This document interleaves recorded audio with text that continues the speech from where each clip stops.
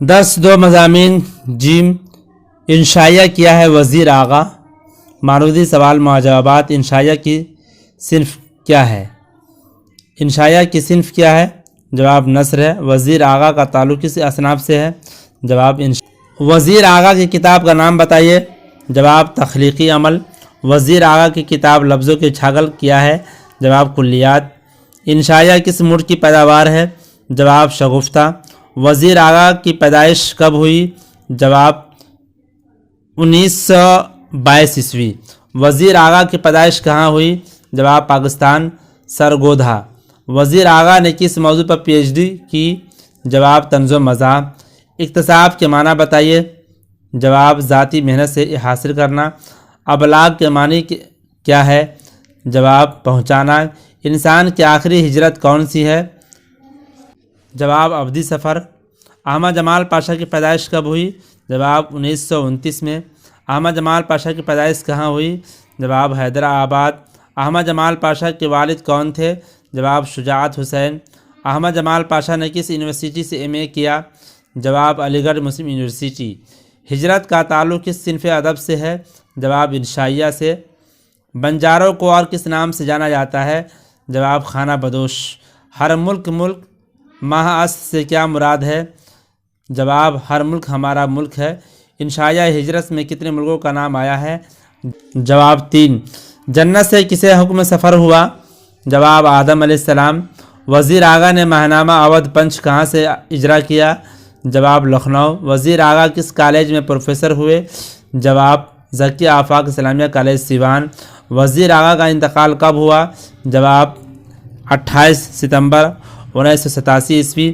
ملا نصر الدین کے لطیفے کس نے تحریر کیے؟ جواب احمد جمال پاشا۔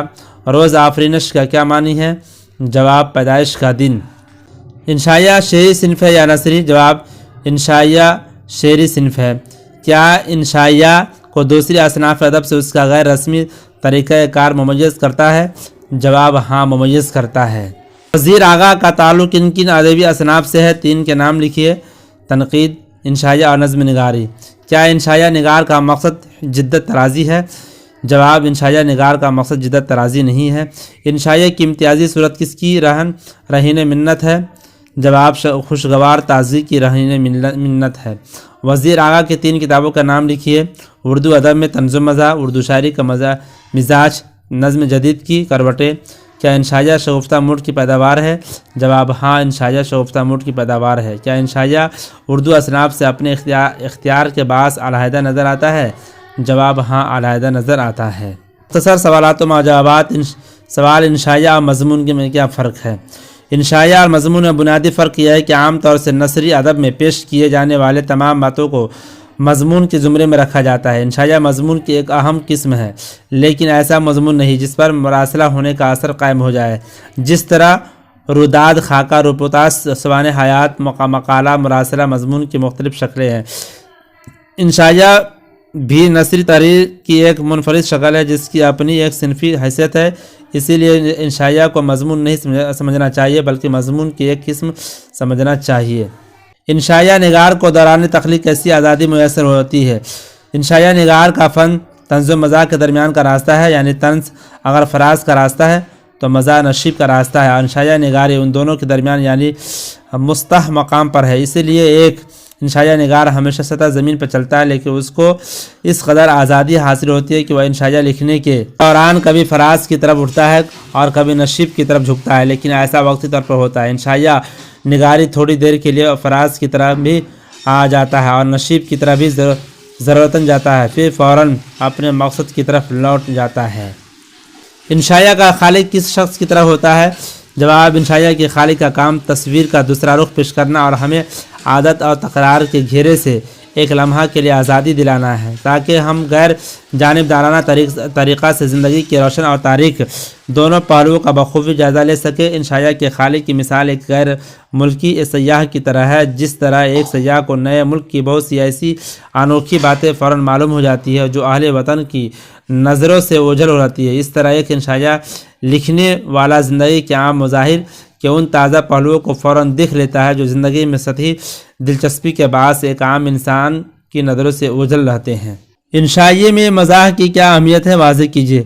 جواب: مزاح کا عنصر انشائیہ کے لیے ایک اضافی خصوصیت ہے، یعنی مزاح انشائیہ کے لیے لازمی عنصر نہیں ہے۔ چنانچہ مشرتی ادبیات میں سب سے انشائیہ ہمیں ایسے بھی ملیں گے جن میں خیال اور اسلوب کی تازگی ہی سب کچھ ہے اور مزاح کا عنصر بھی نہیں ہے، لیکن انشائیہ اعلیٰ درجہ کا ہے۔ پھر بھی یہ نقطہ قابل غور ہے، جس انشائیہ میں طرز و مزاح کا عنصر نمایاں طور پر رہتا ہے اس انشائیہ کا مزاج ہی بدل جاتا ہے، اور انشائیہ نگار انکشاف ذات کے عمل کو چھوڑ کر تھوڑی دیر کے لیے ایک مسخرہ کے طریقہ کو اپنا لیتا ہے۔ اب یہ ایک سوال اہم یہ ہے کہ طنز کی پیدائش کہاں سے ہوئی؟ طنز دراصل زندگی کے ناہمواریوں سے پیدا ہوتی ہے، اور طنز نگار ان ناہمواریوں سے اوپر اٹھ کر بلندی سے آپ کو مخاطب کرتا ہے، جبکہ مزاح کا معاملہ اس کے برعکس ہے۔ مزاح نگار زندگی کی عمومی سطح سے نشیب میں اترتا ہے اور وہاں، لیکن انشائیہ نگار ہموار سطح پر آپ سے مخاطب ہوتا ہے۔ انشائیہ نگار کے لیے طنز و مزاح کا استعمال شرعاً ممنوع نہیں ہے، لیکن مزاح کا استعمال کر کے بھی انشائیہ نگار اپنے مرکز نقطہ کی طرف چلا آتا ہے، لیکن مزاح نگار نشیب کے نقطہ سے ایک قدم بھی اوپر نہیں جاتا، اس کے لیے ذرا سی جنبش مہلک ثابت ہوتا ہے۔ پس معلوم ہے کہ انشائیہ مزاحیہ اور مضمون میں زمین آسمان کا فرق ہے۔